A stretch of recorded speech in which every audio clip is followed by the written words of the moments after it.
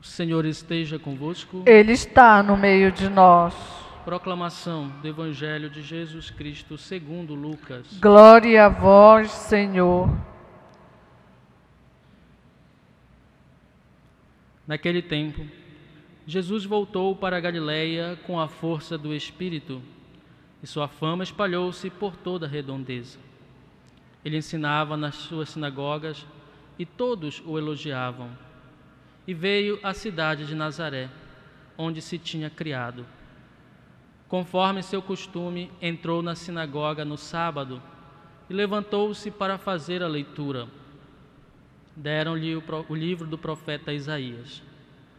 Abrindo o livro, Jesus achou a passagem em que está escrito: O Espírito do Senhor está sobre mim, porque Ele me consagrou com a unção para anunciar a boa nova aos pobres.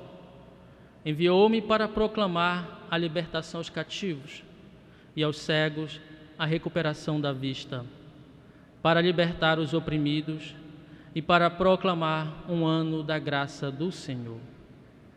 Depois fechou o livro, entregou-o ao ajudante e sentou-se. Todos os que estavam na sinagoga tinham os olhos fixos nele. Então começou a dizer-lhes: Hoje se cumpriu esta passagem da Escritura que acabastes de ouvir. Todos davam testemunho a seu respeito, admirados com as palavras cheias de encanto que saíam da sua boca. Palavra da salvação. Glória a vós, Senhor.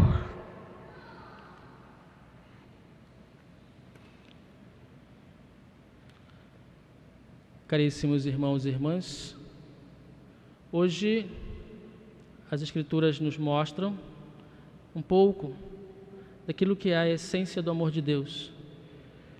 Falam exatamente de quem é Deus.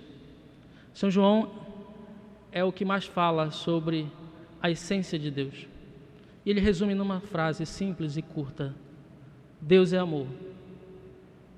Deus é amor. E assim nós vemos, tanto no Evangelho como na primeira carta de São João, que ouvimos hoje, como se manifesta esse amor de Deus.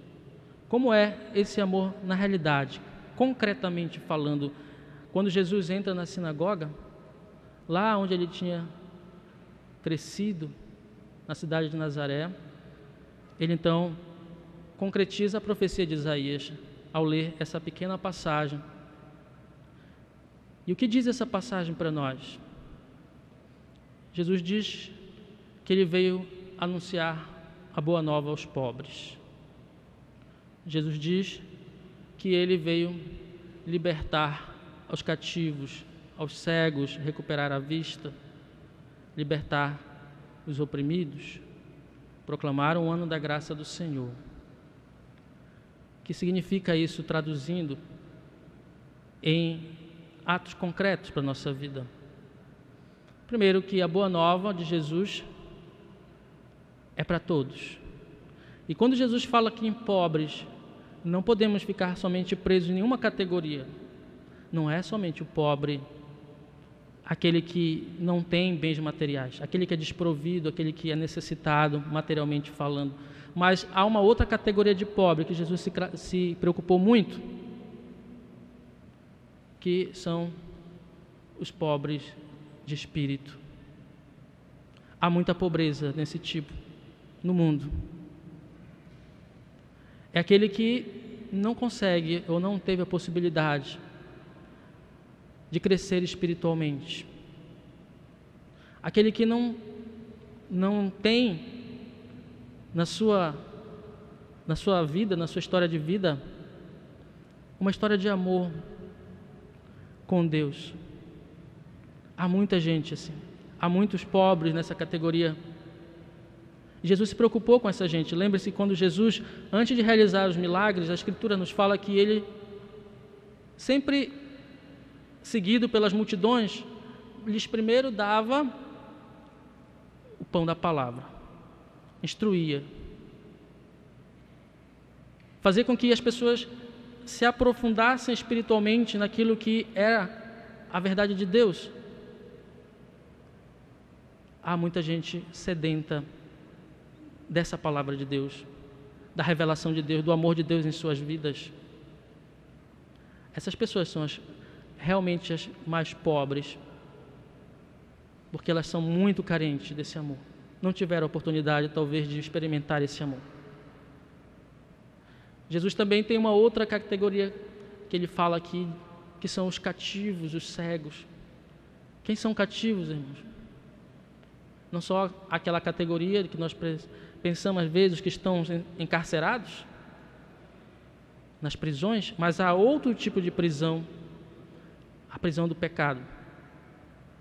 A prisão que faz com que o ser humano não cresça, não saia de si mesmo. Podemos citar algumas: o egoísmo, a raiva, a ira, o ódio, a angústia e tantas outros tipos de prisões, tantos tipos de pecado que fazem com que o homem fique encarcerado em si mesmo, nas suas convicções errôneas, nos seus apegos desordenados. Essa é uma categoria muito forte de cativos que nós temos. E quanta gente está aprisionada pelos pecados, aprisionada, por exemplo, no mundo das drogas. Há uma infinidade que poderíamos citar aqui, mas essa é uma categoria também que precisamos dar atenção, e Jesus também veio chamar essas pessoas. Na época dele, existiam aqueles que estavam aprisionados por causa das suas enfermidades, e ele libertou essas pessoas. Então, a cura de uma enfermidade que Jesus realizava era para libertar as pessoas, lhes dar a plenitude da vida, uma vida mais digna.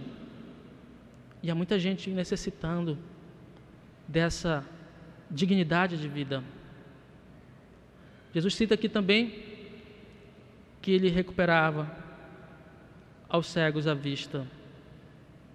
Jesus curou muitos cegos, devolveu a visão a muitos cegos, mas há outra categoria de cego que ainda caminha no meio de nós.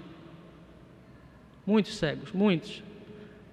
Novamente, aqueles que não conseguem ter olhos de fé, aqueles que estão aprisionados no seu mundo e não conseguem ter a fé para visualizar o mundo de uma forma diferente, de ver suas vidas que podem ser transformadas e sair, às vezes, daquela prisão em que se encontra, porque não consegue ver além daquela realidade que ele se encontra. A gente cega pela violência, a gente cega pelo poder, a gente cega pelo dinheiro, etc. Essa categoria que Jesus veio libertar também. E a gente também, como diz aqui, oprimida. Há várias formas de opressão, não é só a opressão física, mas as opressões que nós sofremos, já citei várias aqui também, por causa dos pecados. A opressão que nós sofremos por não termos a possibilidade, às vezes, de ter um relacionamento maior com Deus. Então Jesus veio para essas categorias. E não pense que isso é alguém que está longe daqui da igreja. Nós mesmos estamos aqui porque somos pertencentes a uma dessas categorias, ou várias dessas categorias. Um dia pertencemos ou ainda estamos aqui porque, de fato, somos necessitados. Jesus veio, como ele mesmo diz, São Lucas diz, para os que são enfermos. O médico vem para os enfermos. São os enfermos que precisam de médico, não os que estão sãos. E nós estamos ainda assim buscando o nosso remédio espiritual, a nossa libertação, a nossa cura. Tirar as escamas que ainda estão nos nossos olhos para vermos a realidade da fé à nossa frente. E assim por diante. São essas categorias. Nós somos uma delas também. Enfim, irmãos, esse é o amor manifestado de Deus. O amor concreto de Deus é isso. Resumindo um pouquinho daquilo que é o amor de Deus, é um pouco isso, a prática que Jesus veio realizar nesse mundo. Mas não só veio realizar, mas porque Ele veio nos convidar também a participarmos dessa mesma ação salvífica dele. E como podemos fazer isso? São João nos dá a resposta. Se eu digo que eu amo a Deus, mas odeio o meu irmão, sou um mentiroso, diz São João. Quem diz que ama a Deus, odeia seu irmão, é um mentiroso. Com certeza, ninguém aqui quer se passar por mentiroso. Nós lutamos para isso. Nós queremos ser pessoas de valor. Queremos ter valores na nossa vida. E os valores evangélicos são essenciais. Então, se nós estamos aqui porque buscamos o amor de Deus, experimentamos esse amor, queremos experimentar, não há outra consequência da experiência desse amor, senão partilhar esse amor com as pessoas. Assim como Jesus veio distribuir esse amor, nós somos convidados também a buscar essas pessoas que necessitam desse amor. Eu dizia ainda há pouco que há essa categoria de pobres. E nós estamos aqui, ou porque somos pobres também, ou porque já estamos no caminho para nos encher dessa graça e desse amor de Deus. E se estamos então no caminho e estamos nos enchendo, temos que partilhar esse amor. É um dever, é uma obrigação. Quem experimenta o amor de Deus não é mais o mesmo. Se você já experimentou esse amor de Deus em sua vida, reconheça esse amor. E o amor não é para ser encarcerado, não é para ser guardado em si mesmo, mas é um amor que transborda. É um amor que se torna ato concreto. Vamos buscar essas categorias que Jesus veio também ao encontro, porque nós somos seguidores de Cristo, não estamos aqui para ficar de braços cruzados, mas simplesmente para dizer um sim a Ele, dizer eu quero participar desse amor. Assim como esse amor foi gratuito para a minha vida e me transformou, hoje eu quero também fazer com que outras pessoas tenham a oportunidade de receber esse amor. Essa é a nossa missão, não é a missão do sacerdote somente, do religioso, da religiosa, é a missão de cada um de nós cristãos, que somos convidados a mergulhar nesse amor, a conhecer a Deus. E aqui falar em conhecer a Deus não significa simplesmente que conhecer a Deus é um ato do intelecto humano, mas é da vontade. É um ato da vontade que quer mergulhar no amor de Deus. A vontade que quer ser transformada por esse amor. Quando a gente experimenta o amor de Deus, nós não queremos outra coisa nessa vida, porque Ele é benéfico, Ele é maravilhoso, Ele é transformador. E a nossa experiência não fica reservada mais a nós, porque vamos sim ter a vontade, a disposição de falar para outras pessoas, de chamá-las, de convidá-las a participar dessa mesma graça que nós participamos, que nós recebemos. Sejamos hoje então esses evangelizadores, esses seguidores que Cristo necessita. Assim como nós somos necessitados, nós também temos algo para dar. Não pensemos que não temos nada, que temos as mãos vazias. Nunca.